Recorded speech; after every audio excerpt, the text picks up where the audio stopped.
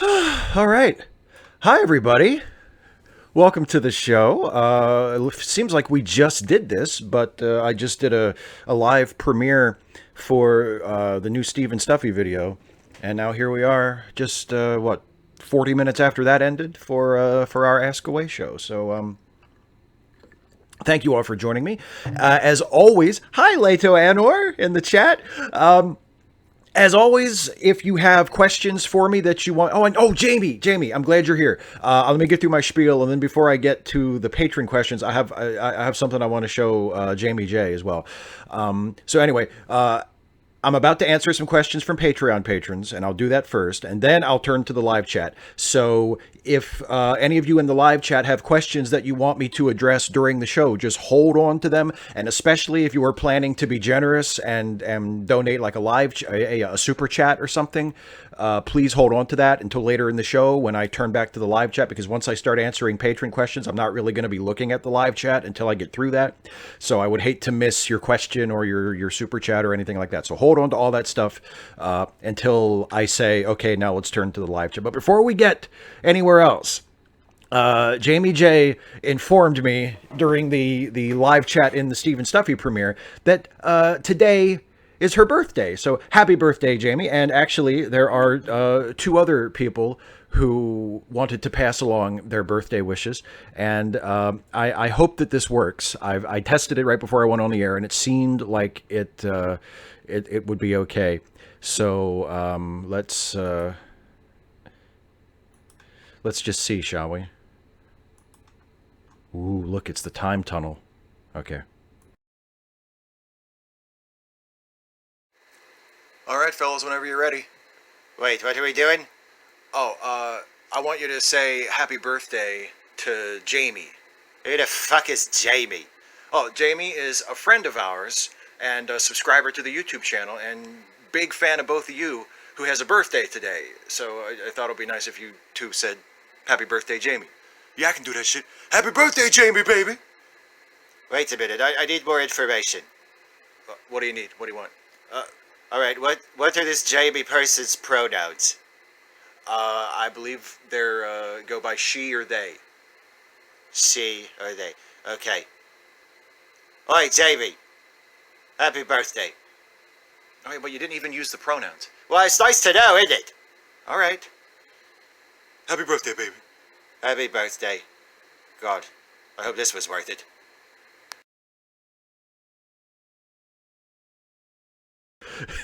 So there you go. I hope you could hear that. Could everybody hear that?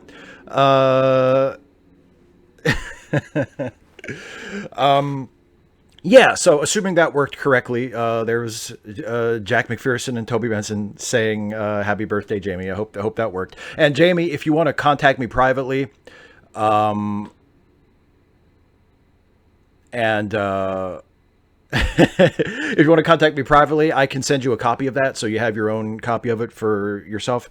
But yeah, good. I'm glad that it worked and you saw and heard it. So good. I'm glad that it worked. And Jamie, I think that Toby Benson and Jack were only too happy to do that for you. So now let's turn, if we could, to some questions from my wonderful Patreon patrons who submitted their questions ahead of time. And first, we will turn to this question from Kizzy, who says, ooh, first here today.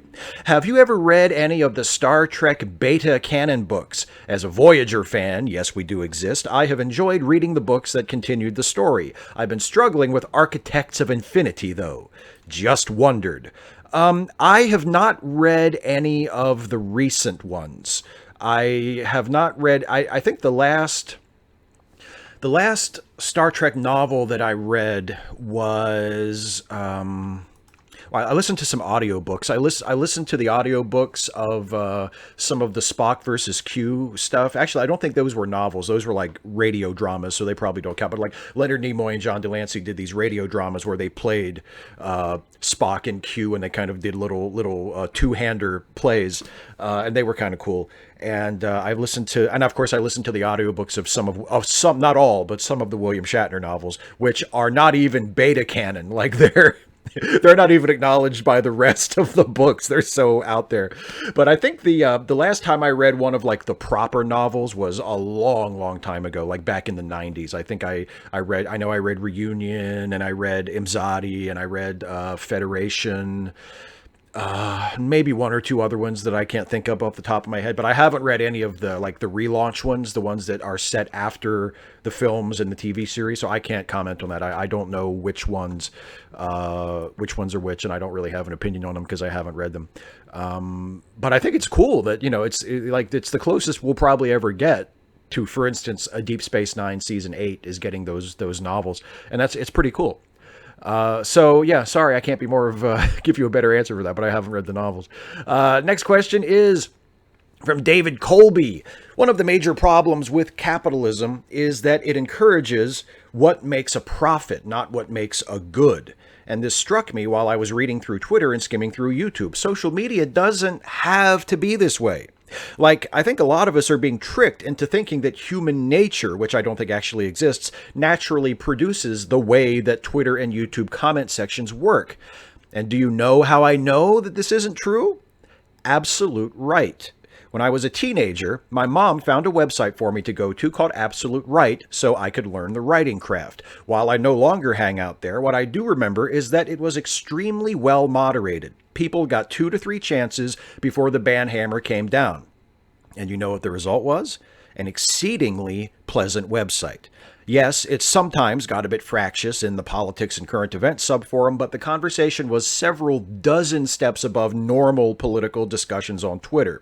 So, do you think we should treat Twitter, YouTube, and Facebook as public utilities because they provide an astounding service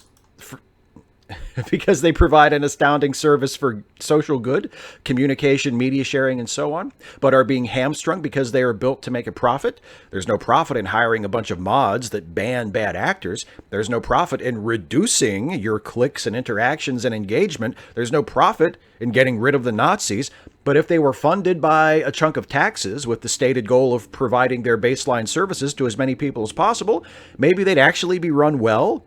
Edit. Also, the reason why I don't think that human nature exists is because of my, frankly, quite rudimentary studies of other cultures. During college, I took a course on ethnomathematics and learned the basic mathematics of the Aztec, Maya, and several Aboriginal civilizations. If there are these many ways for humans to count to 4, then I'm pretty sure there's an equivalent number of ways to do anything in the human social sphere. Also, quipu are cool.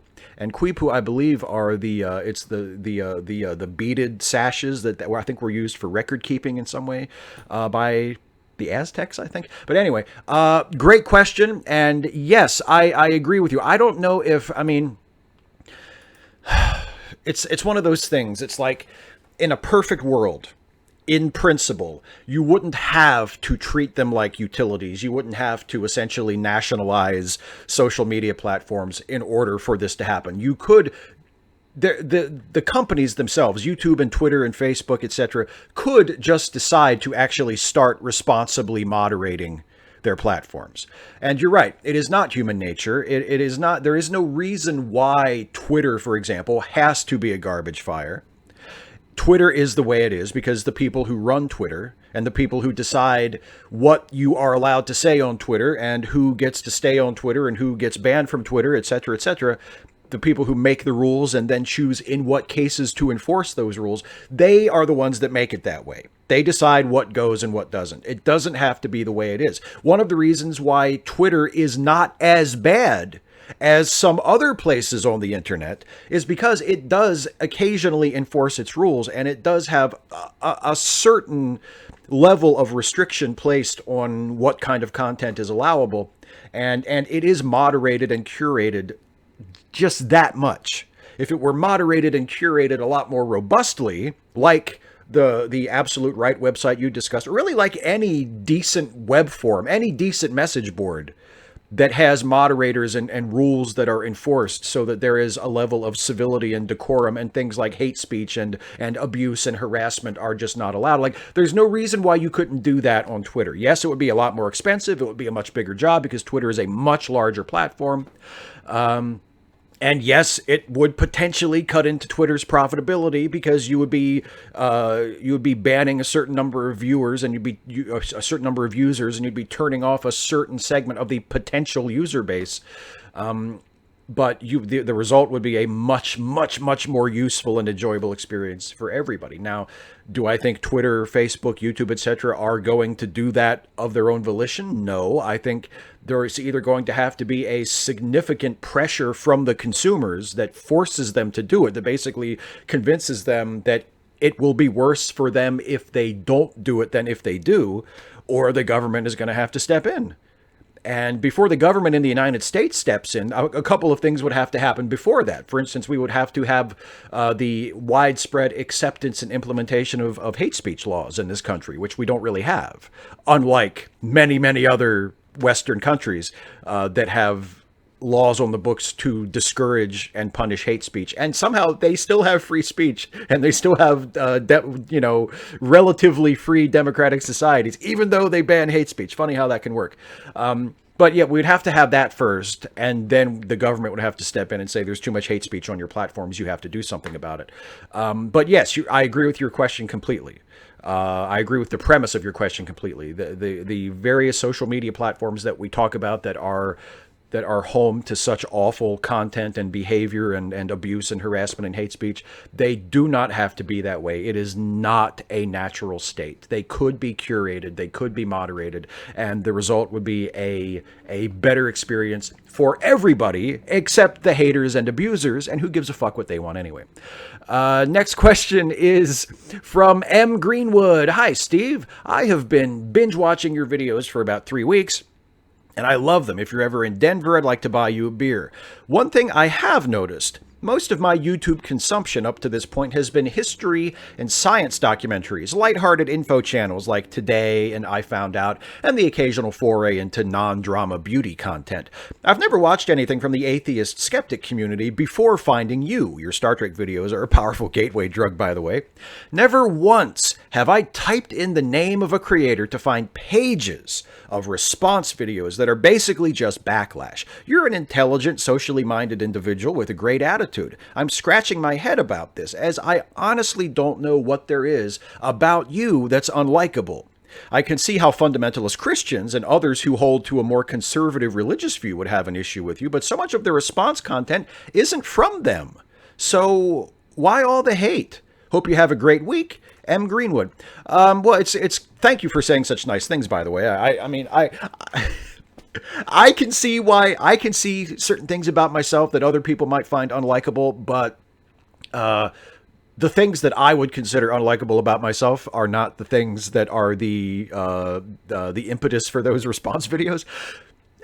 It's comforting to know that it doesn't really make sense from the outside. It's comforting to know that someone without knowing anything about the situation can come in and notice the number of just vitriolic response videos to my stuff and go, what the fuck is this? Like, it just completely doesn't make sense. Like, that's reassuring. It's okay. I have spoken out openly and without apology in support of social justice and feminism and racial equality, and spoken out against things like misogyny and white supremacy and gender inequality and transphobia and homophobia and various other kinds of discrimination and bigotry and intolerance. I have called out particular people in the atheist skeptical community who have either been guilty of explicitly perpetuating those things or being far too lenient and tolerant of those who do.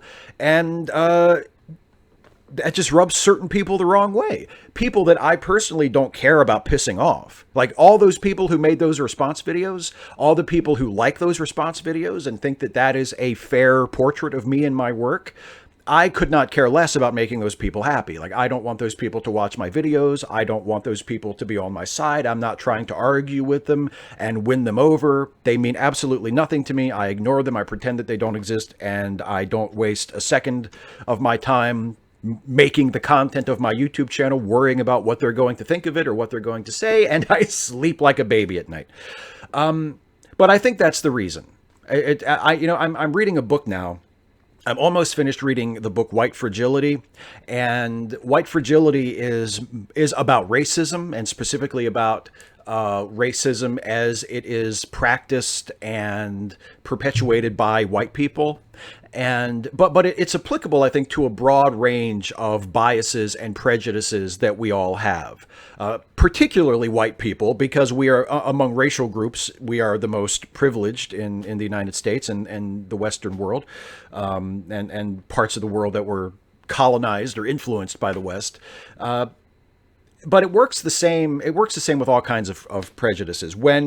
When you're talking about a bias or a prejudice or a form of intolerance in the abstract, a lot of people can agree. If I were to say, racism is bad, racists are bad people, white supremacists are bad people, if I were just to say that and keep it abstract, most people would agree with me, right? But if I pick out a particular person and I say what they did or what they said is racist, and that person is not, say, a member of the KKK or a swastika-wearing neo-Nazi or someone who spouts racial epithets every other word, if that person is a superficially civil, polite person who behaves in a racist way or says racist things, mostly because they don't realize it, because they are acting on unconscious biases, or because they are refusing to acknowledge how they benefit from a racist system, then all of a sudden people get defensive. Then all of a sudden people are like, well, wait a minute, I'm not racist,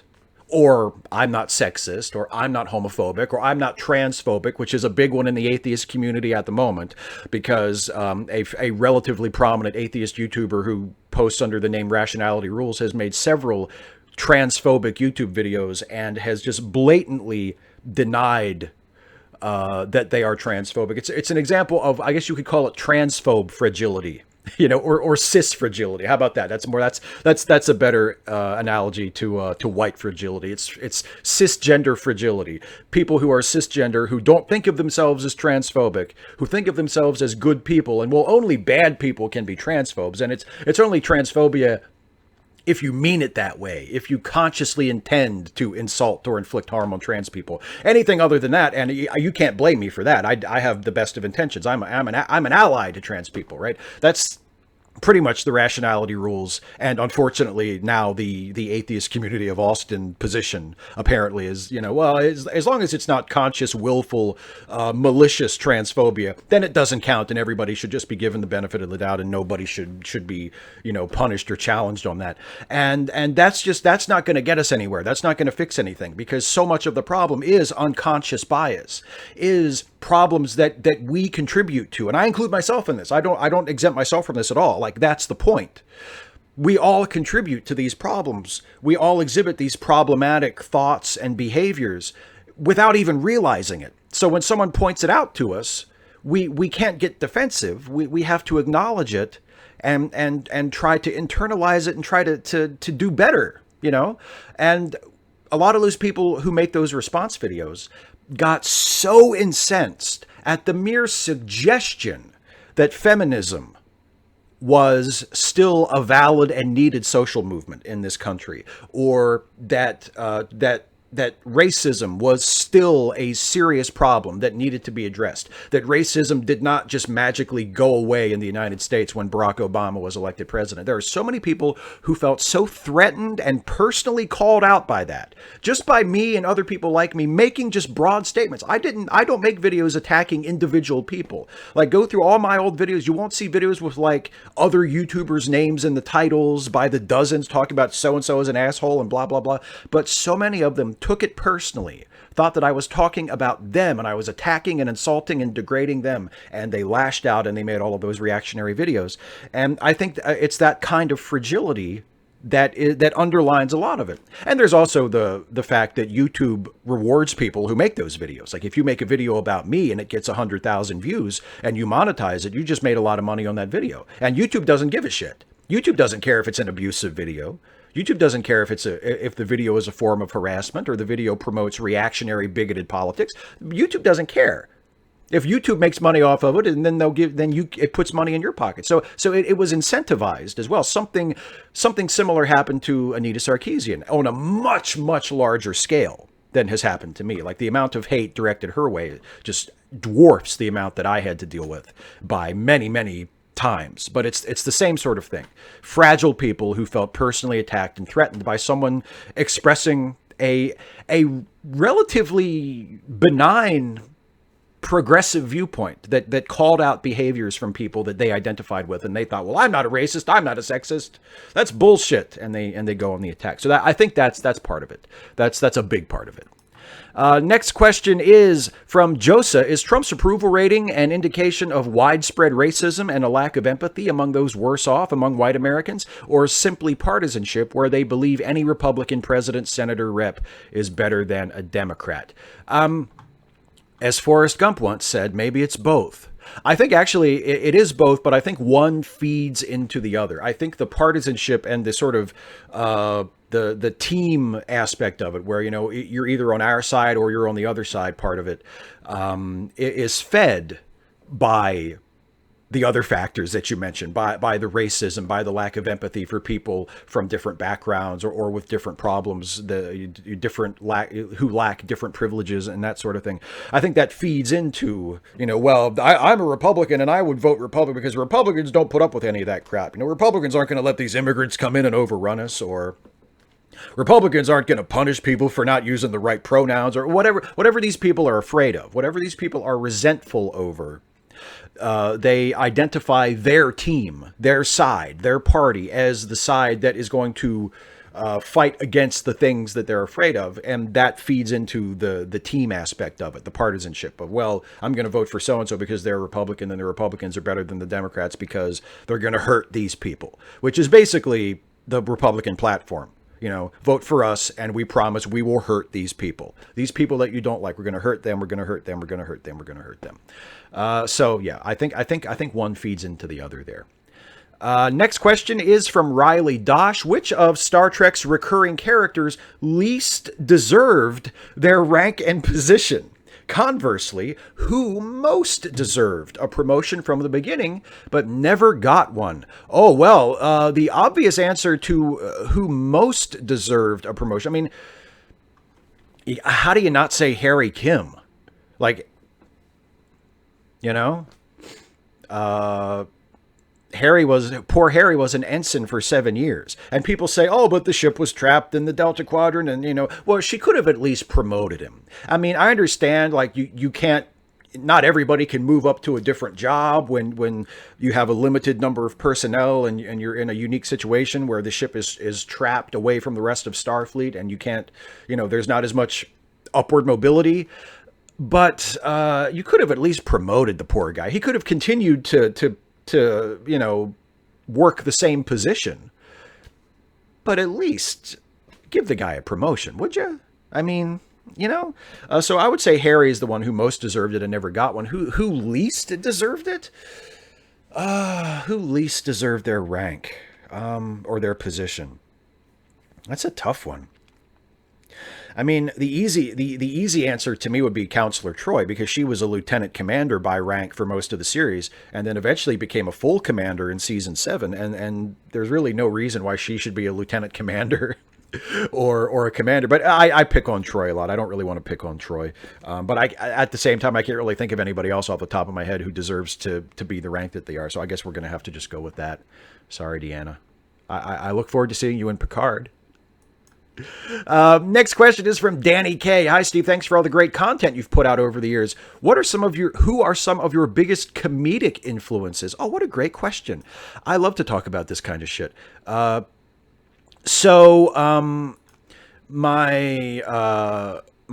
biggest comedic influences, I would say a big one obviously would be The Simpsons, because I grew up on The Simpsons. What else? Mystery Science Theater. Oh my God, Mystery Science Theater. I had no idea at the time. I was completely unaware of it. But Mystery Science Theater and Mike Nelson in particular, and it's weird to say now because Mike Nelson politically is very conservative, and he and I probably would disagree on most things in terms of politics if we talked. but he's one of the only people who I would classify as politically conservative, who I also think is genuinely funny. And Mike Nelson was not only the head writer of Mystery Science Theater for most of its original run, and also the host for the last 4 years of the show. But after the show was over, and then of course now he started Riff Tracks, and he does Riff Tracks with Kevin Murphy, and now I'm gonna hate myself for not being able to think of his name. Bill Corbett. Whew. But he wrote a book called Mike Nelson's Movie Mega Cheese, and it was sort of a Mystery Science Theater like thing, where he did sort of funny essays about just bad movies that he liked, or bad movies that he could find something humorous to say about. And when I read that book now, I read it first in my early 20s, and I didn't realize what an influence on me it would have. But when I look back at that book now, there's so much of my sense of humor that was driven by that book. And so many jokes that are constructed in the way that I tell jokes, like so many references to pop culture things or whatever that are the way that I do them. It's very similar to my own style when I'm writing a referential joke. So it was called Mike Nelson's Movie Mega Cheese was the book, and Mystery Science Theater just in general has been a huge influence on my sense of humor. That's probably the big one. The Simpsons is a big one, of course, too. But Mystery Science Theater is a massive, massive influence on my sense of humor. Next question is from Melanie Knoll. This may have been touched on elsewhere, but I've never seen it addressed. To be honest, I only did a couple of cursory searches online. I've always heard that Spock was not supposed to be resurrected after the Wrath of Khan, and that he only was due to mountains of fan mail. On the wiki page, it says that Leonard Nimoy said this was supposed to be the final movie. If that's the case, what could possibly have been the purpose of the Remember Mind Meld with Bones? Also, I just started listening to your late seating podcasts and have been devouring them at an alarming rate. They are great fun. Thank you and Jason for that. Well, thank you so much for listening to Late Seating. That is a labor of love for me and Jason, and we love doing that show, and we love to hear that people like it. And if you really like the show, you owe most of your thanks to Jason, because Jason does most of the work. Like especially with Late Seating, like literally all I do for Late Seating is watch the movie. Look up the IMDb page to find some interesting bits of trivia for my trivia bit at the beginning, jot down a few notes of my opinion so I have some kind of guidance when I'm recording and talking about, my review of the movie. And other than that, like, Jason does all the work. Jason actually writes jokes. I don't even write jokes to talk about when we're summarizing the movie. All my jokes are ad-libbed, which is why Jason's jokes are usually better. And Jason does all the editing, all the production. Like, you owe your thanks much more to him than to me, but I appreciate it very much that you like the show.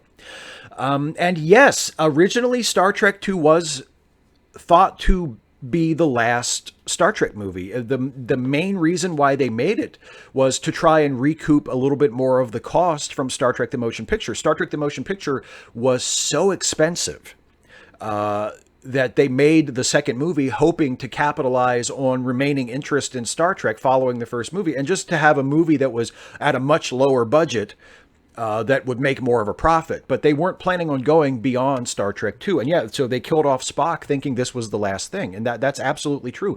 And it wasn't so much fan outcry. It was just the fact that Star Trek II was a surprise hit. Like, Star Trek II was a really successful movie. And after that, then Paramount said, oh shit, we want to make more. So it was the fact that Star Trek II was commercially successful, not so much fan backlash or fan demand that they bring back Spock. It was just the fact that the movie was really popular, so they decided to make more. And what was the point of Remember? If I am correct, I think that was improvised on the set. I don't know if that was in the script. I think Nicholas Meyer and Harve Bennett were there on the set. Harve Bennett being the producer who also wrote the screenplay for Star Trek II, or at least wrote the shooting script. He's listed as a co-writer, but I think the final shooting script was him, and probably a little polish from Nick Meyer as well. But Harv Bennett tells the story that they were shooting the scene when Spock incapacitates Dr. McCoy and goes into the chamber where he ultimately saves the ship and dies. And they got to do a take of that. They had already done it a few times. And I think Harv Bennett said, okay, try it again and just do something to look to the future.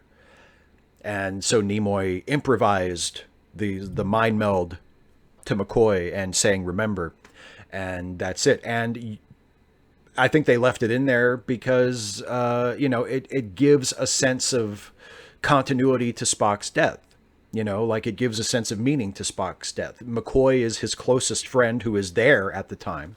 And Spock knows he's going in there to die. So he mind melds with him to sort of preserve himself and to say to McCoy, remember, don't forget me. Don't forget what I'm about to do here. Don't forget why I'm doing this, because I have been and ever shall be your friend, So even if they hadn't made Star Trek 3, I think that moment still would have made sense. But the fact that they did put it in there, and maybe they put it in there a little bit hoping that the movie would hit, and if they wanted to do another one and they wanted to bring Spock back, like they had a setup ready that they could exploit. But even if they hadn't done that, even if Star Trek 2 had been the last movie, I still think that would have made sense in terms of the character and in terms of the theme of the movie. Next one is from Dr. Babylon. Will the If Footmen Tire You What Will Horses Do riff be done before Thanksgiving? You better not try to cheat us by combining it with your Turkey Day riff. How much longer approximately do you think it will take until this is done? Can you tell this comment was rushed? Okay, the Footman video will not be the Thanksgiving video. I can tell you that much firmly. Like I'm not going to use the Footman video for the Thanksgiving video. The Thanksgiving riff video will be something different. I should probably really hold my own feet to the fire and get that video done.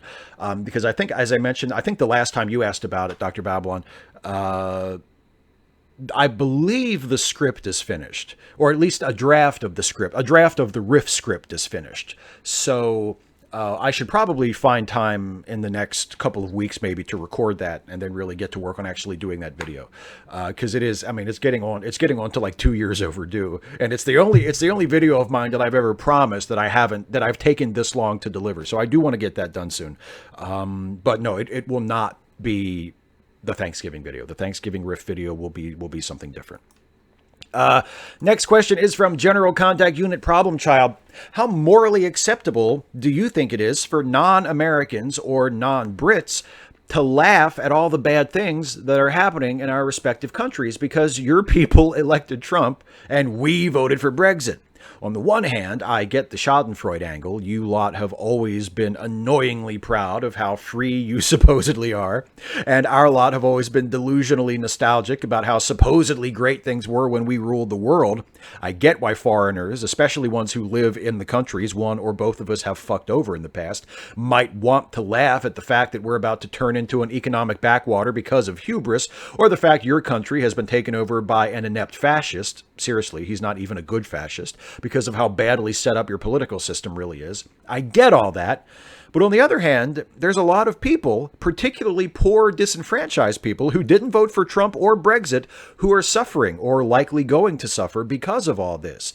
Given that, I can't help but feel laughing at either of us is pretty shitty.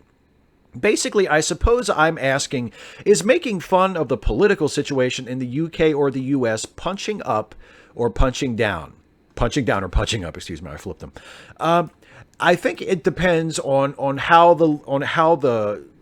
it's framed and who is the target of the laughter. Like who are we meant to be laughing at, right?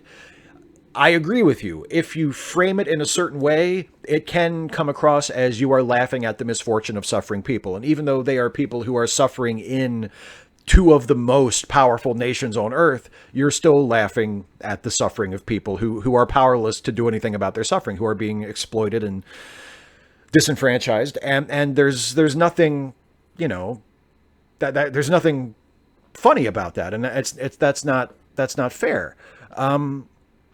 So if you can make it clear that you are mocking the ruling class, you are mocking those in the government, you are mocking those who are responsible for this, you're mocking those who voted for Trump, you're mocking those who voted for Brexit, you're mocking those who are responsible for Boris Johnson becoming the new prime minister, the members of the Conservative Party who made that happen. If you can make it clear that you are using a scalpel rather than a club, and you're not attacking the poor and the disenfranchised and the marginalized, you're attacking the people who are responsible for their suffering, then I think it's okay.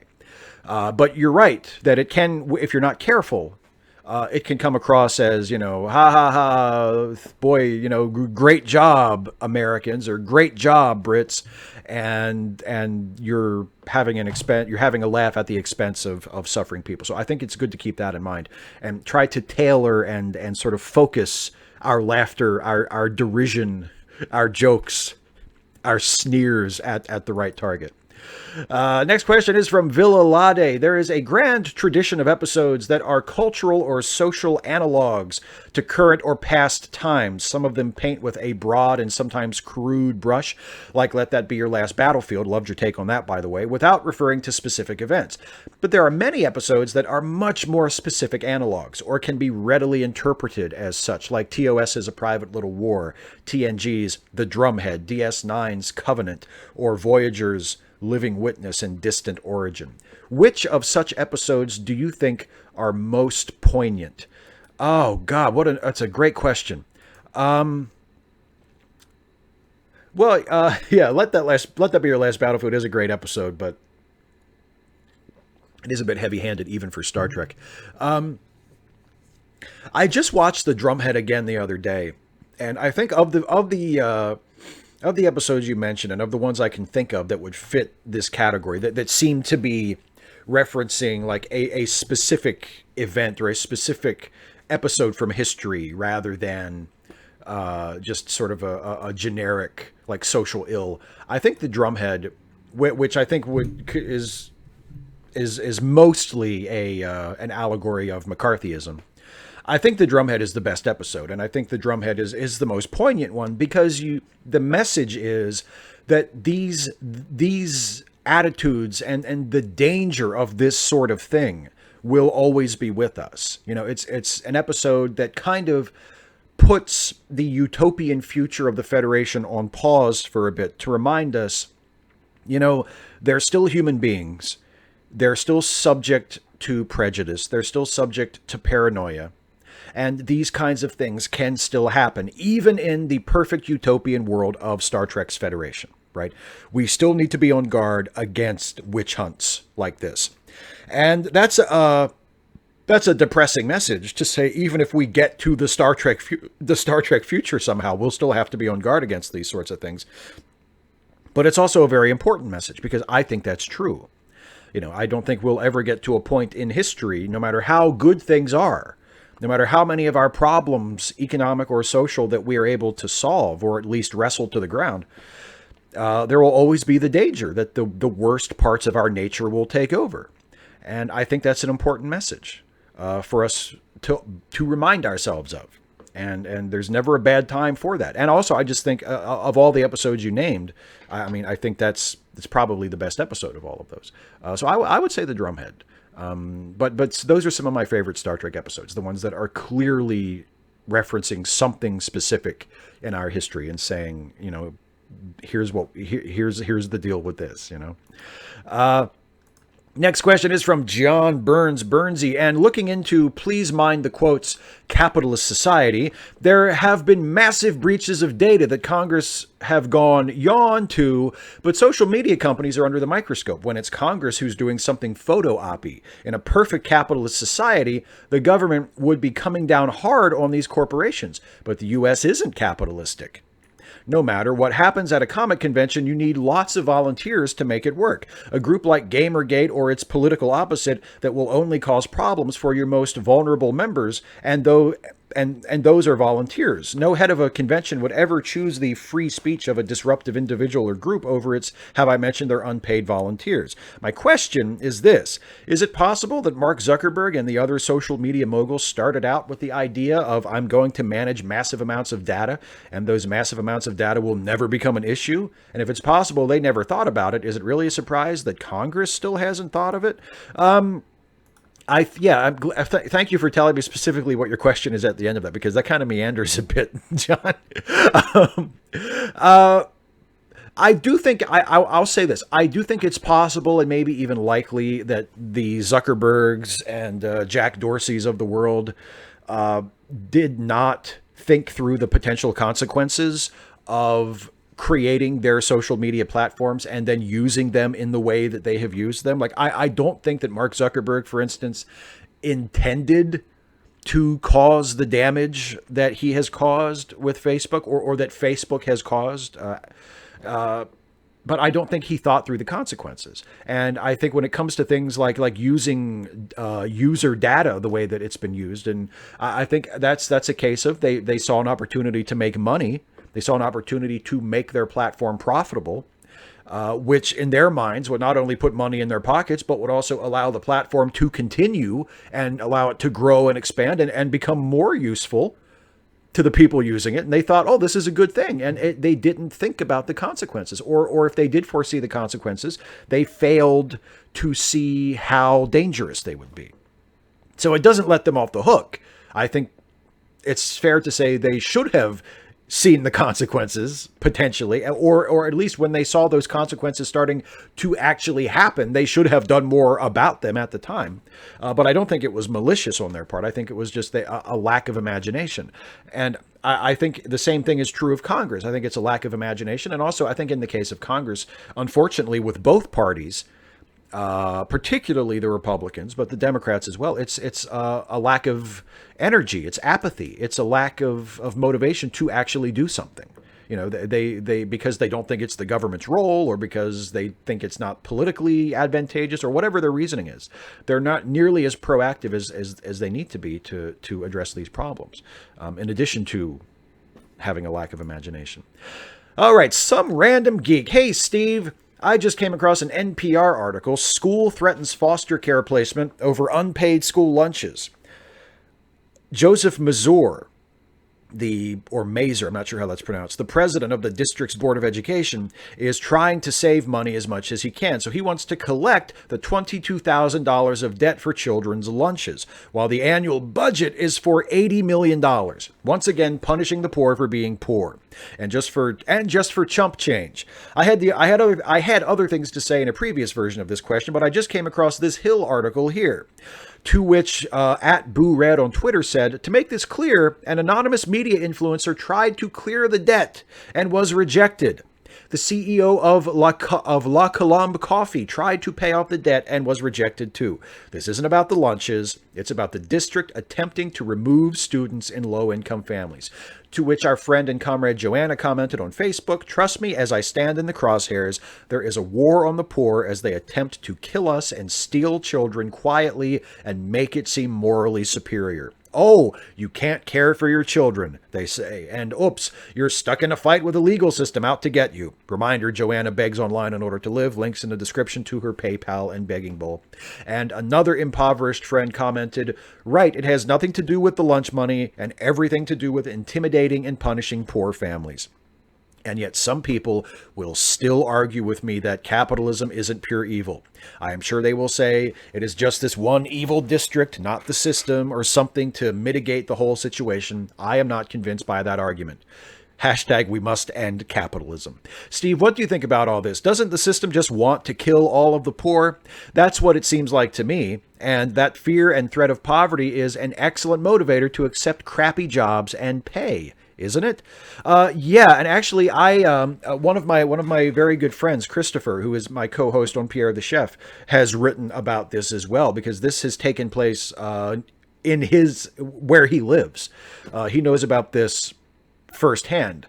He's had kids go to these schools, and he wrote a really angry and eloquent Facebook post about this last week, about specifically about the update to the story that several people offered to pay off the debt and were rejected, thereby demonstrating that it's not about the money.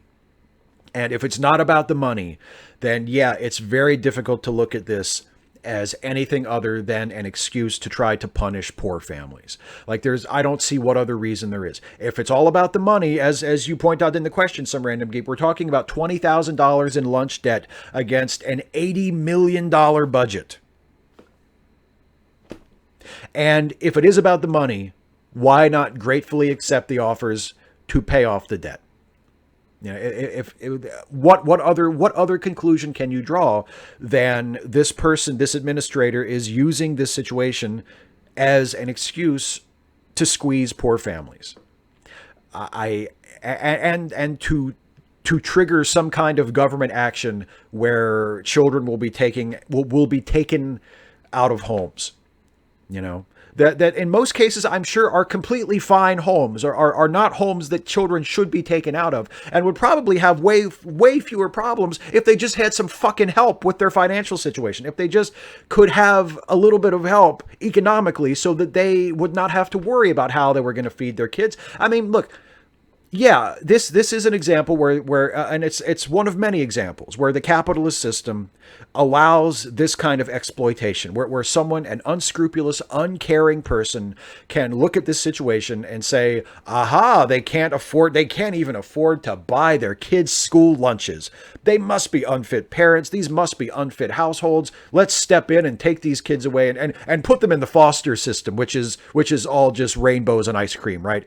You know, the foster system is underfunded too. So let's take these kids out of low income families where their parents are having trouble making ends meet, right? And let's put them in the foster care system, which is also grossly, pathetically, shamefully underfunded. And I'm sure they'll fare so much better there.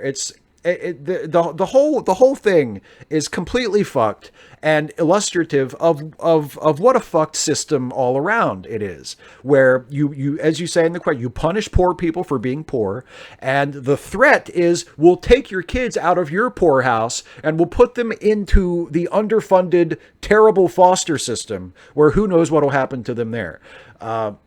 And that's not a knock on foster parents, because I know foster parents, and there are a lot of foster parents and foster families who are wonderful people who really do everything they can to help kids in tough situations. And they're saints. They're beautiful people. But the system itself is terribly underfunded and poorly managed and just awful. It doesn't have to be that way, but that's the way it is in many, many cases.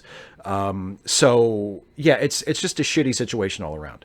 And I mean, before we, and I say this a lot when some random geek asks his questions, and of course, I mean, I sympathize with the emotion, and I sympathize with the ultimate goal. But before we get to the revolution, before we get to the point of overthrowing capitalism, there's no reason why students in public schools should have to pay for their lunches anyway. Like, that should just be a part of going to school. We force them to go to school. They're legally required to go to school. And I'm fine with that. Like, I think we should educate children. And I think children, as long as we have public schools that people can attend for free, I think children should be obligated to go to school and get an education. I have no problem with that. But as long as we make them go, we should at least feed them too, without forcing them to pay for that as well. It shouldn't just be a thing where, like, well, you have to qualify for a special program and you have to jump through these hoops. School lunch should just be part of the deal. You should just get a free school lunch, just as part of your education.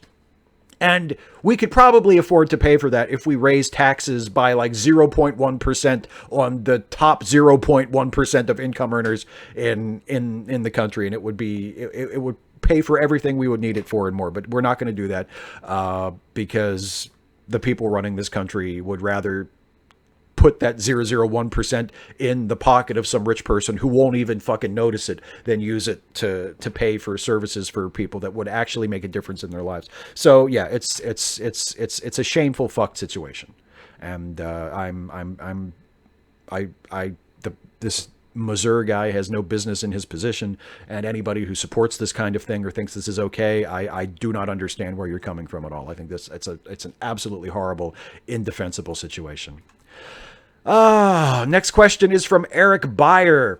I just started watching the back catalog of Steve and Stuffy, and I'm enjoying it quite a bit. Will you talk about the creative process that brought us all of the characters, writing the scripts, the voiceover, and directing? I'm looking forward to much more in the future. Well, thank you. I love talking about Steve and Stuffy. Yeah, well, the show started as I wanted to do videos with different characters, but I didn't want I'm limited in terms of the collaborators available to me at any given moment, and I'm limited by my production schedule and needing to turn videos around relatively quickly. And so having stuffed animals be the characters and having myself and my wife do voices for them just made a lot more sense and allowed me to create characters that aren't me, that I could still play and have my wife play. And create different people that could interact with each other in videos. And I think that it works pretty well. I think it's turned out very well. And the writing process is I write a script. I write a script for every Steve and Stuffy video in screenplay format. I usually try to keep a week ahead. So this week I will write the script that I'm going to shoot next week. And in fact, I already have next week's episode written. And then usually since I started putting the Steve and Stuffy videos out on Fridays, what I do is on Wednesday, I finish writing the script for the next week. And then I look at this week's script and I go over it and see if I need to polish it up any and, get it into final shooting shape. And then I shoot the video on Wednesday, usually late Wednesday night. And then Thursday, I spend all day editing. And ever since I started using, doing premieres for the Steve and Stuffy videos, where I don't upload Steve and Stuffy videos to go up in the morning anymore. I premiere them in the evening here for me. It gives me a little more time to finish them. If I need to finish them in the morning, I have a little bit of extra time and I can put finishing touches on them and have them ready for the 6 p.m. Eastern premiere. But yeah, it's a very labor intensive process. The Steve and Stuffy videos are probably more work than any of the other videos I make. With the exception of some of the Star Trek videos, just because some of the Star Trek videos are kind of long and have a lot of editing required. But the Steve and Stuffy videos are fairly complex for me.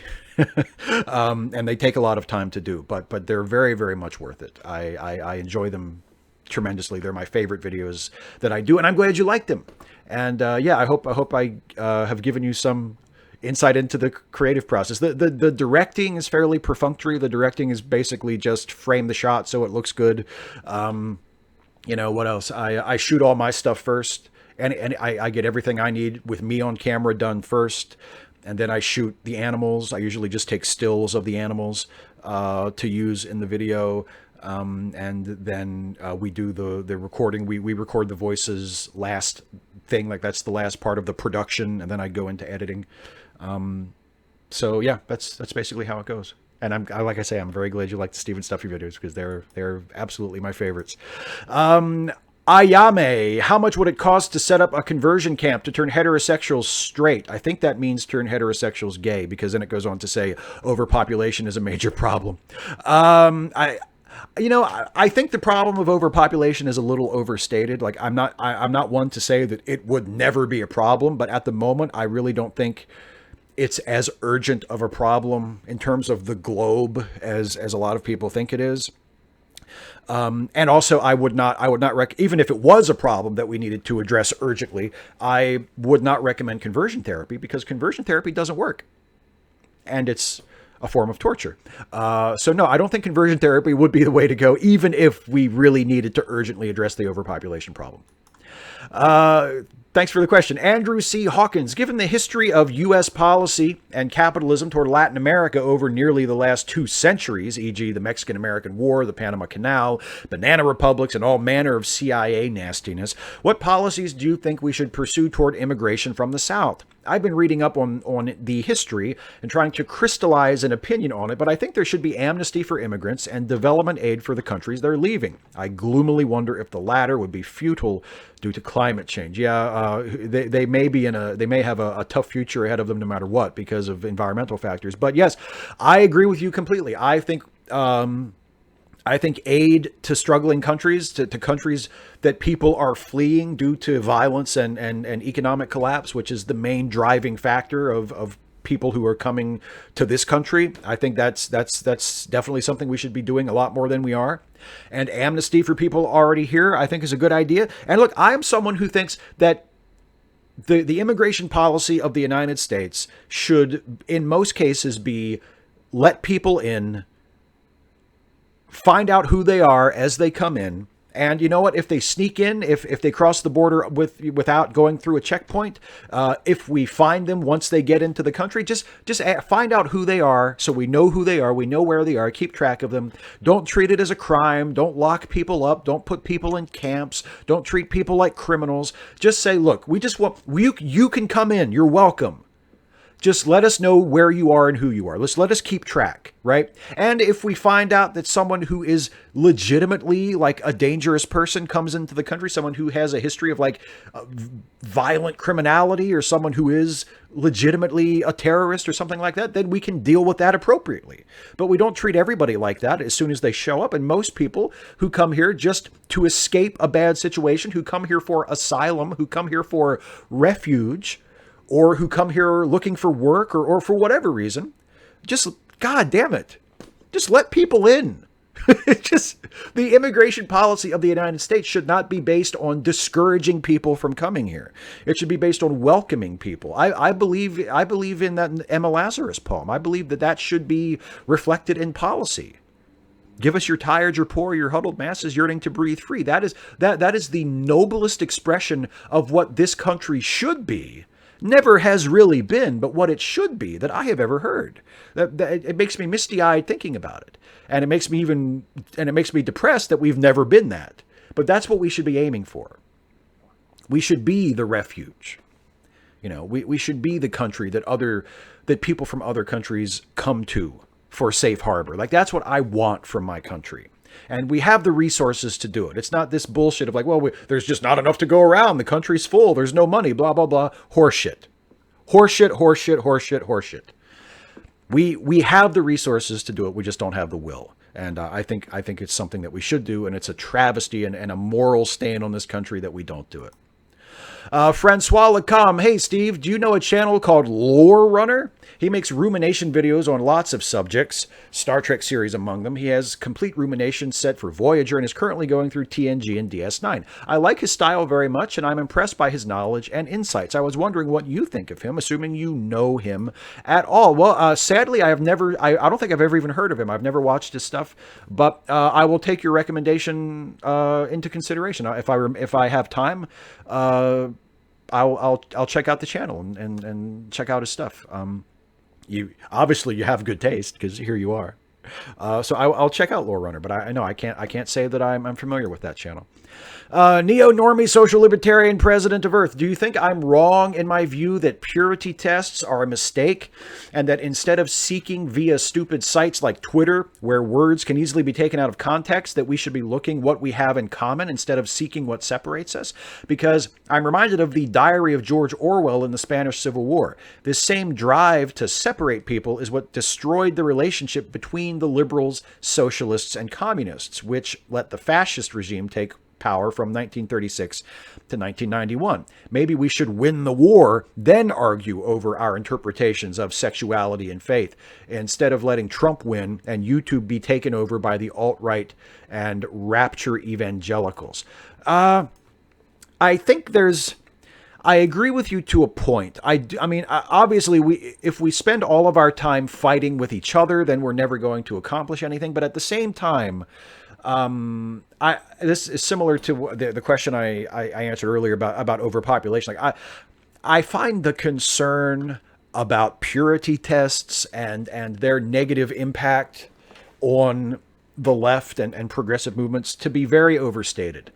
I don't think it's purity tests that are stopping progress, that are keeping us from doing a better job of resisting Trump and defeating Republicans and taking back political power from fascists in this country. I don't think it's purity tests that are doing it. I think it's apathy. I think it's incompetence. I think it's a failure to recognize the problem. But I don't think it's purity tests, and I don't think it's leftist infighting that is the problem. I agree that those things happen, and I do agree that there are times when maybe it would be better to put our differences temporarily aside and focus on a common goal. But I don't think that happens so often that that is what is holding back progress. I think there are other problems that we need to focus on first before we start, wagging our finger at fellow progressives and saying, oh, it's all these purity tests that are keeping us from getting anything done. Like, I don't think that's as much of a problem as apparently you do, and as a lot of people do. I think the problems are lack of organization, lack of political will, lack of political courage, lack of willingness to recognize and name the threat. All kinds of things that we need to get past before we start worrying about, infighting amongst fellow progressives. Next question is from Matthew Rick. So just for the sake of clarity, do you think that Data and the Borg Queen fucked? And Sung-type androids have some type of cyber sperm that mixed with whatever anatomy the Borg Queen has to make what appears to be a human? Wasn't that model of the Borg Queen destroyed at the end of First Contact anyhow? I knew that Data was fully functional and programmed with multiple techniques, but boy howdy, that is really fully functional. You can insert your own Tasha Yar joke here if you like. No, I'll pass. I think we can all write our own Tasha jokes up here.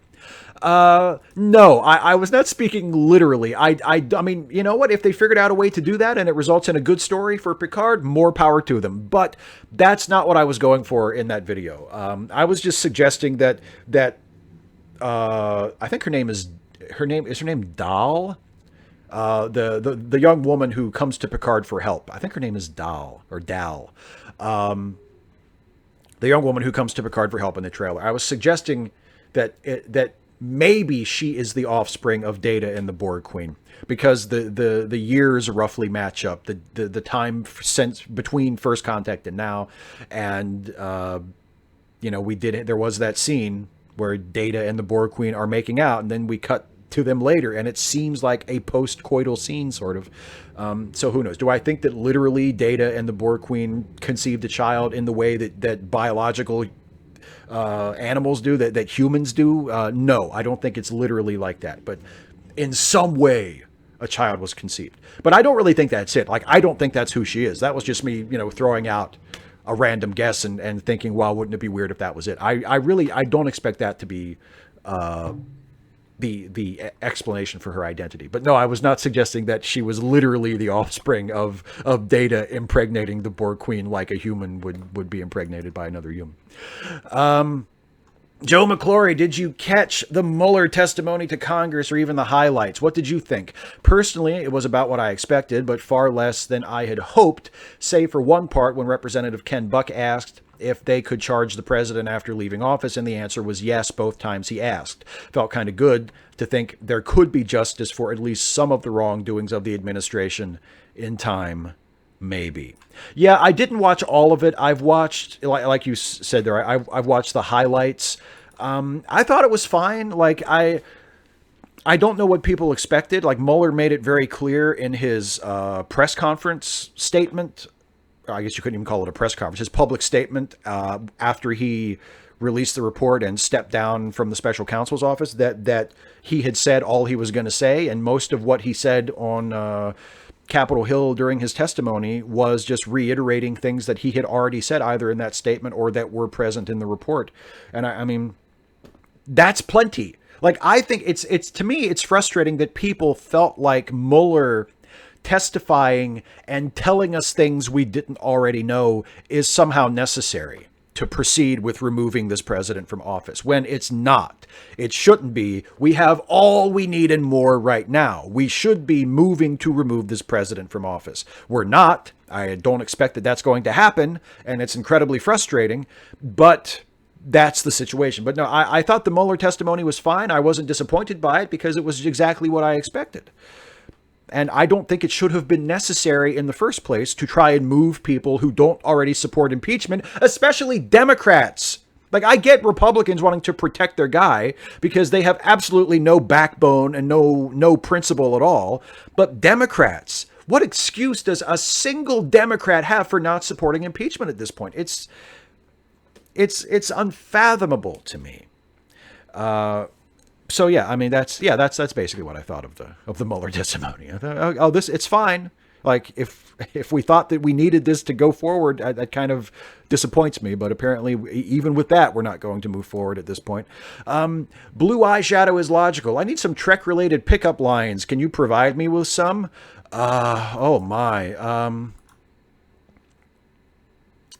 Let me see. There was one I heard like,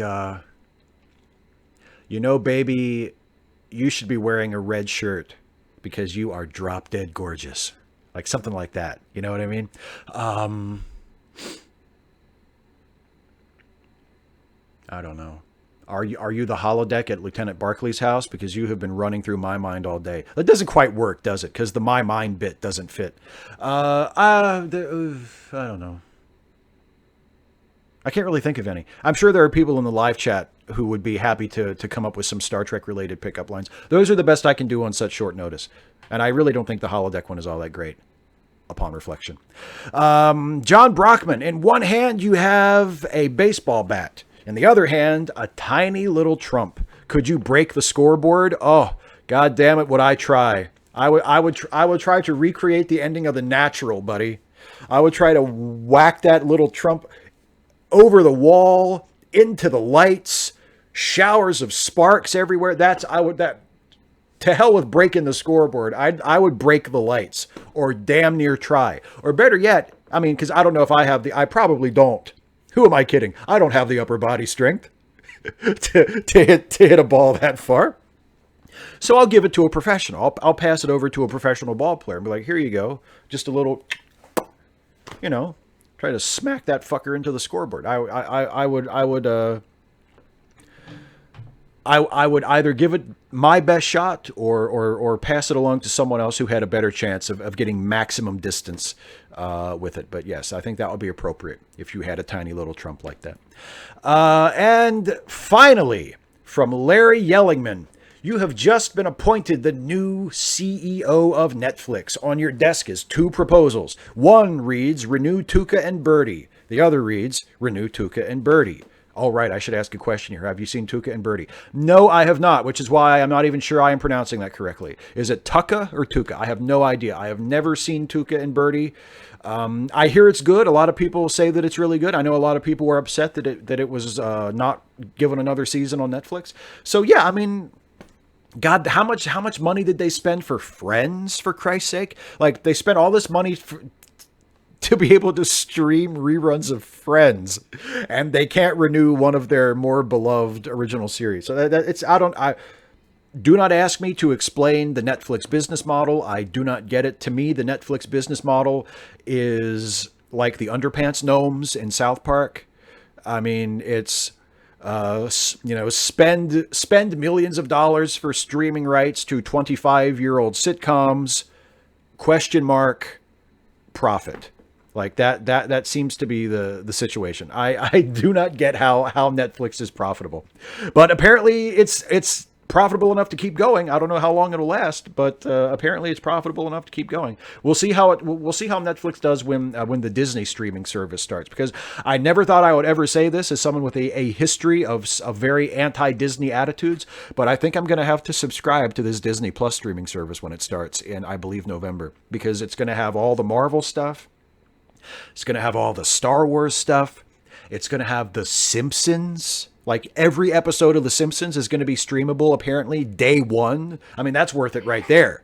So I think I'm going to have to subscribe to Disney Plus. And I think a lot of people are. And if it's got all that content on it, I wonder how much of a bleed there's going to be from Netflix. How much it's going to hurt Netflix, all these people jumping on to Disney Plus. Well, it'll be very, very curious to see. But yeah, sure. I would give Tuca and Birdie another season. Why the fuck not? That's it for the patron questions. Thanks to everybody for the questions. If you are a Patreon patron of mine. And now let's turn to the live chat. Let's see what everybody is saying. So if everybody who is in the live chat now has questions they've been holding on to, or whatever, something you want me to see in the live chat, now is the time to bring it on. And I saw Leto Anor said, "Don't you dare watch a new show that's not Trek before watching fucking Legion. I forbid it." Actually, isn't Legion in its final season now? So once it's over, I can just binge it. I can just catch up on it all at once. Maybe I'll do that. Let me see here. Bakovi, or Bakovi. What Trek actually topic ideas have you been excited about, but ultimately felt like you did not have enough material to run with? Oh, what a great question. Let me see. I mean, there was one I was going to do. I still may do it at some point. I wanted to do why Dr. Pulaski is actually pretty awesome, which is sort of would be similar to my Captain Jellicoe video that I did that ended up being the first Trek actually video. But I don't know if I want to do that one, because I feel like it will be a little repetitive, because I've already done that kind of video for Jellicoe. But I still might do that eventually, because I do really like Dr. Pulaski. All of the topics that make it to the point of me putting them in the poll on Patreon are topics that I know I can do. You know, so I don't really list a topic as a potential future video topic unless I know there's enough there for it, you know, to do. But if I thought about it, there are probably a few that haven't made it that far. I'd have to go through my list, but the Pulaski one is one, not necessarily because there's not enough material, but because I felt like it would have been similar to a video I already did. Some Random Geek, Steve, Jamie J is going to join me, John Brockman, Tom McDonald, and Leto Anner for Social Justice Alchemy at 2 p.m. Eastern Time. Shout out. Absolutely. Everybody go watch Social Justice Alchemy, because it'll have all these awesome people on it.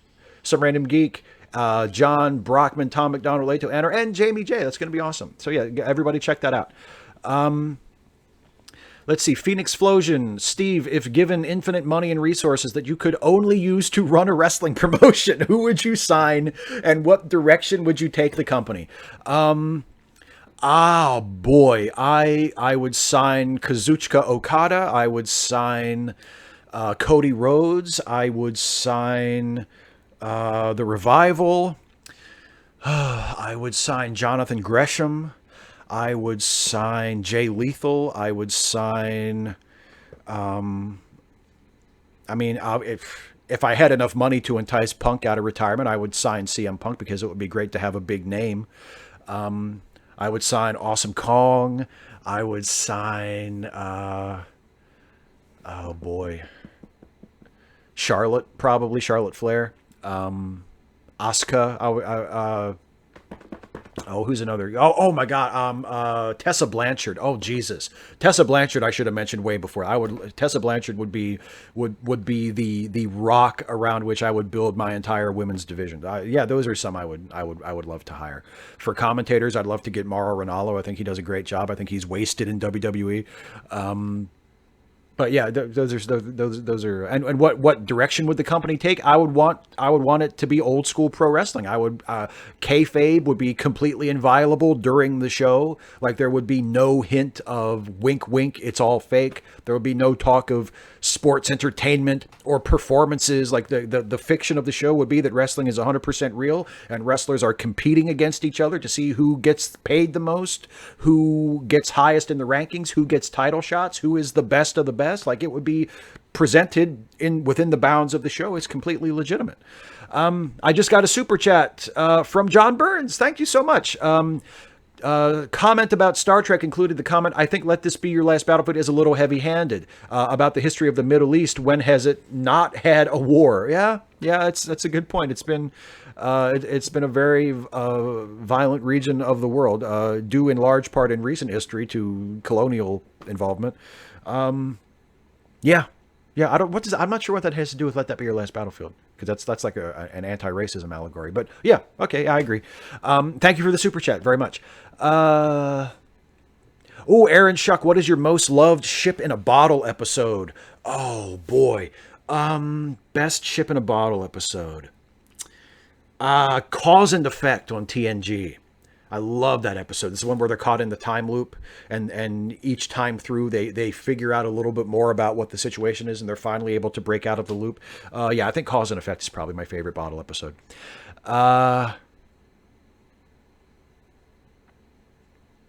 Jim Taylor, did you watch Another Life on Netflix? No, I have not seen it. I've seen it advertised, but I haven't watched it.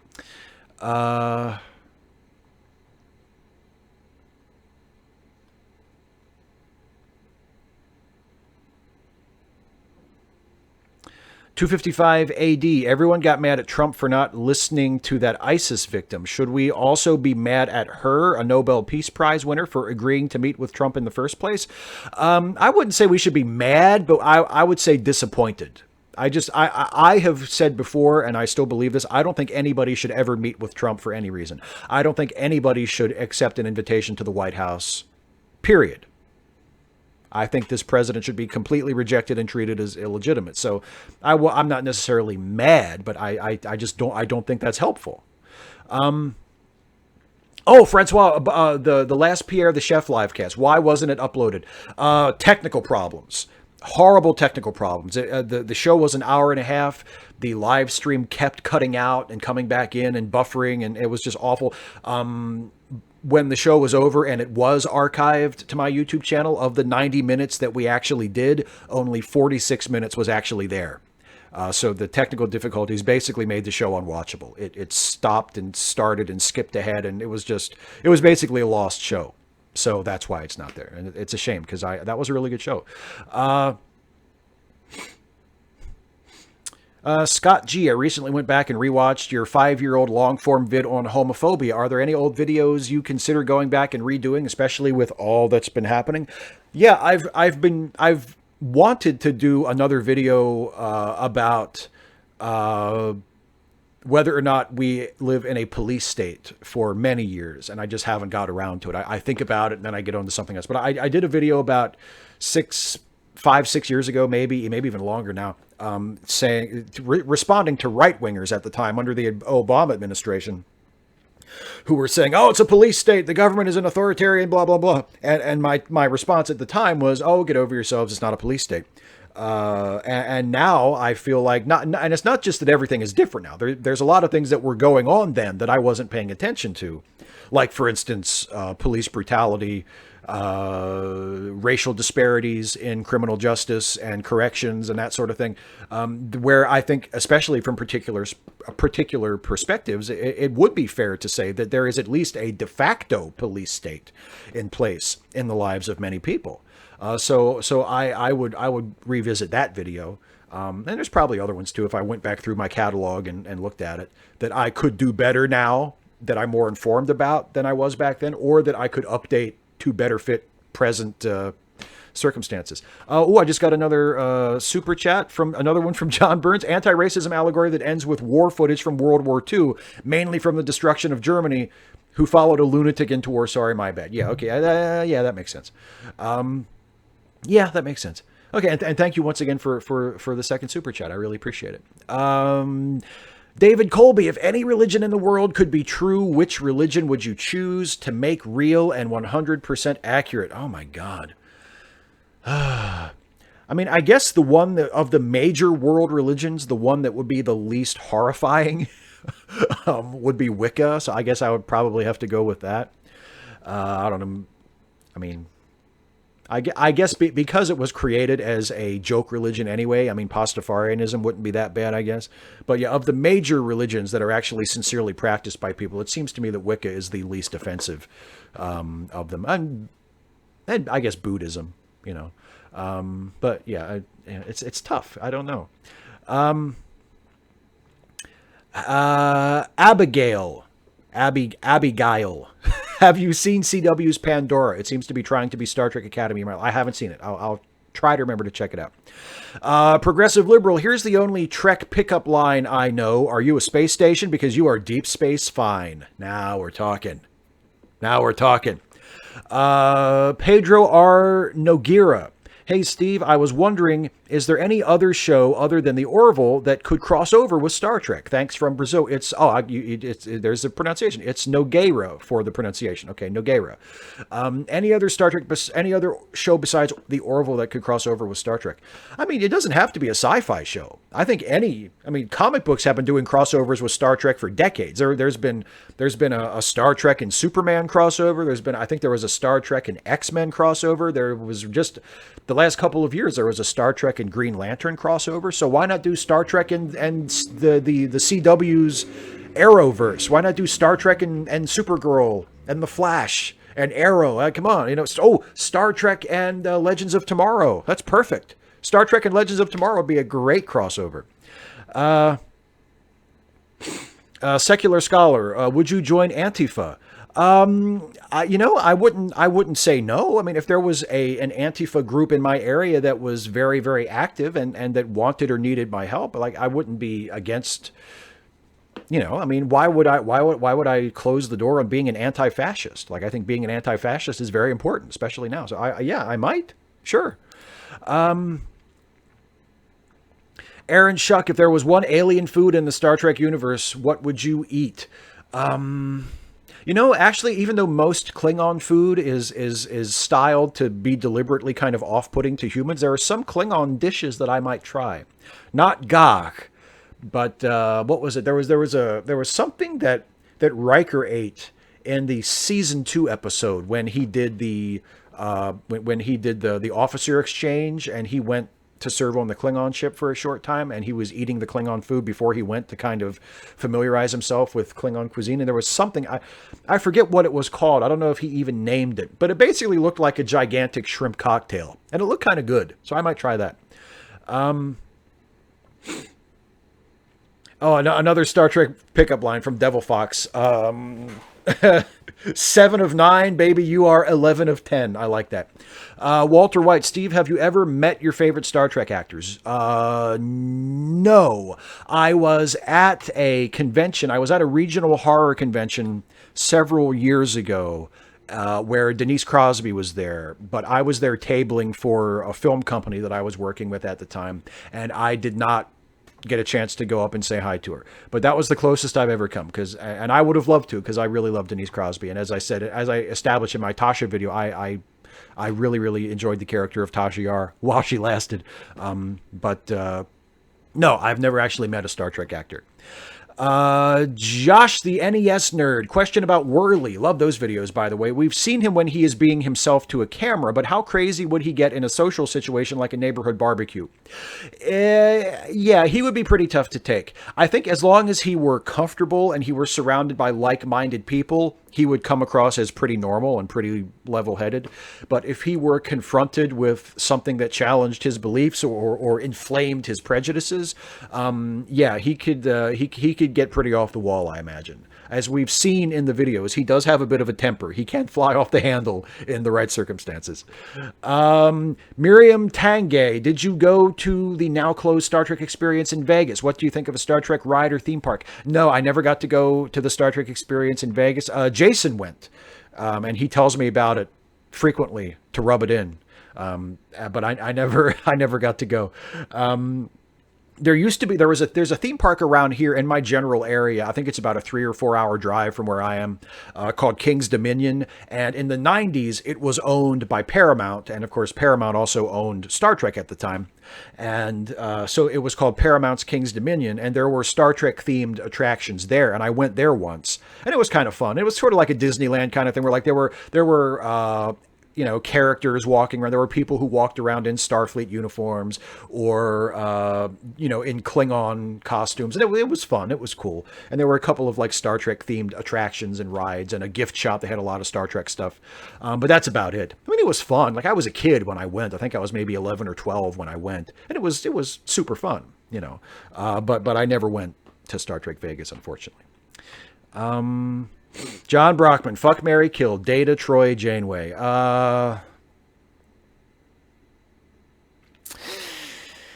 Fuck Data, because multiple techniques. You got to see what that's about, right?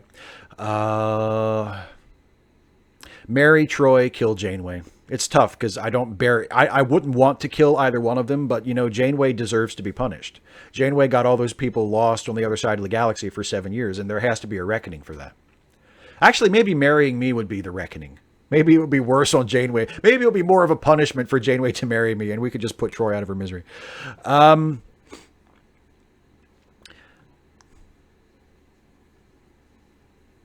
And Alistair Croucher says, I originally had you pegged as just a Trek YouTubers. When I found out you were a leftist, it made me very happy. Given Star Trek's message, it's a shame more Trek YouTubers aren't left. Well, thank you very much. I think I'd be more accurately described as an aspiring leftist or a baby leftist. But yes, I agree. The progressive ideals are baked into Star Trek from the very beginning, and it does seem bewildering that there are people who are explicitly opposed to progressive leftist ideals and equality and social justice who nonetheless really like Star Trek. How can you miss the point of something that profoundly? I don't get it.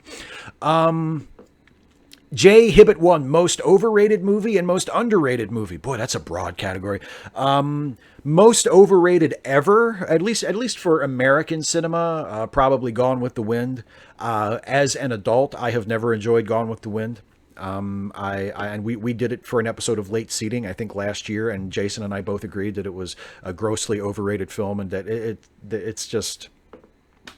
not, it doesn't do it for me. So I would say Gone with the Wind is probably, both in terms of how much money it made and just the status that it enjoys in our culture as one of the capital G, capital M great movies, probably most overrated. Most underrated? God, what's a really great underrated movie?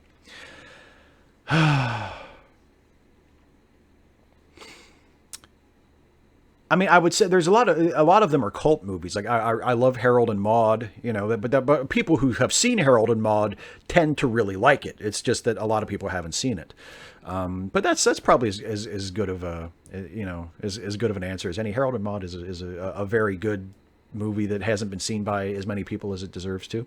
Or maybe some of Orson Welles' lesser known work, like Touch of Evil, which again, among film nerds, everybody loves Touch of Evil, but a lot of people who are just sort of in the general audience have never seen it. But Touch of Evil is another one.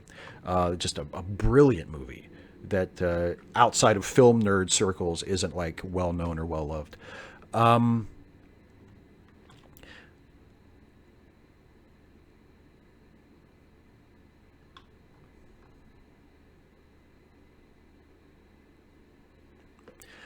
Jemshin, a Ferengi reads Atlas Shrugged. Do they laugh, cry, or does their head explode? Oh God. I think they laugh. I think they laugh because Ferengi live in a fantasy world where you can have capitalism without any of the exploitation or negative side effects. So I think they would laugh at us humans for not having figured it out. I missed a lot of questions. Let me go back and try to catch a few of them that I scrolled past here in the last couple of minutes. 255 AD, why did you say 25th century in your Picard vid? Because I wasn't sure exactly what the year is. I think apparently a couple people said on Comic-Con panels that it's set in the year 2399, which is extremely late 24th century, but I figured it could have also possibly been 25th century. John Brockman, you haven't complimented my kitten yet today, you monster. You have a very cute, very sweet kitten, John. Miriam Tange, pickup. I'm going to ask you out. Resistance is futile. Ooh, I don't know. That might not be the best line. Pedro Noguera, I would love to see you review the Hammer horror movies. Would you consider doing that? Oh, I love the Hammer horror movies. I think I reviewed some of them for my horror movie series a few Halloweens ago, but there are a bunch of them that I have never reviewed. But I love the Hammer. I love Peter Cushing's Van Helsing and Horror of Dracula. I love Peter Cushing's Frankenstein, Baron Frankenstein, and the various Frankenstein films that he was in. There's just some of my favorite horror movies. David Colby, is it a crime to invent a gender reversal beam and fire it indiscriminately at Republican senators? Just asking for hypothetical reasons. Yes, a crime, but I probably would not tackle you to try and stop you. Andrew Priest, do you think we'll ever get another good Star Trek video game? RIP Elite Force. I have no idea. Yeah, I want to punish Janeway. Yeah, that's right. You've read me like a book. You've read me like a book, John. Will Worley eventually get arrested for destroying evidence? I have no idea. That is not in the cards right now. I don't anticipate that being a storyline or an important plot point in the next season, but who knows? Maybe. Yeah, Phoenix Explosion, TJ Kirk being a huge Star Trek fan never ceases to confound me. Well, again, it's a person, it's a not very precocious, observant person with a tendency to project and deflect quite a bit, apparently, from what I can tell, who just misses the point of the thing. Like, who just completely misses the point of the thing. Yeah, UHF is John Fort says underrated movie. UHF, that's a good one. Oh, Matthew Richards, I saw this one scrolling past. Favorite MCU movie, and then Adam Aldabaugh said Civil War. Civil War is really up there for me. Civil War, I don't know if it's my very favorite, but it's really up there. I love Civil War. I also love Captain America: The Winter Soldier. That's got to be very highly rated for me.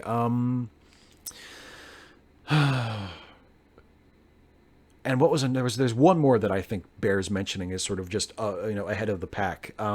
Black Panther. Oh Jesus, Black Panther was terrific. And there's one that I'm forgetting that I want to mention that I can't think of. Not Winter Soldier, not Civil War, not Black Panther. Oh, Thor Ragnarok. Oh man, Thor Ragnarok is amazing. Guardians of the Galaxy 2 is what. See, I'm naming all these movies. It's hard to pick a favorite. Guardians of the Galaxy and Guardians of the Galaxy 2. I love those both very much. Guardians of the Galaxy Volume 2 especially, I just absolutely adore. It almost makes me cry at certain points. So that's got to be really high up there. If I absolutely had to pick one, it would probably be Captain America: The Winter Soldier. But there have been so many Marvel movies, MCU movies, that I have just absolutely loved. I haven't disliked any of them so far, but there was a few of them that I just named that I just absolutely adore.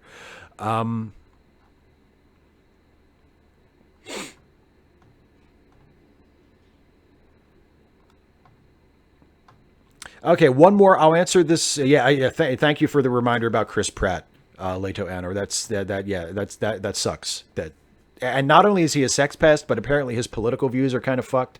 And he's a member of a church that has some homophobic and sexist views that is trying to market itself as not that, but it's totally that. So there's all kinds of problems with Chris Pratt, unfortunately. Last question will be from Jamie. Yeah, he's also a homophobe, or at least is not. Is cozy with homophobes, and maybe he perhaps a homophobe himself as well. John Paul is the one with the last question I wanted to answer before we wrap up. How does your Trek actually scripting process work? You basically write a novella and then find the right video and screen caps? No, I start with a topic.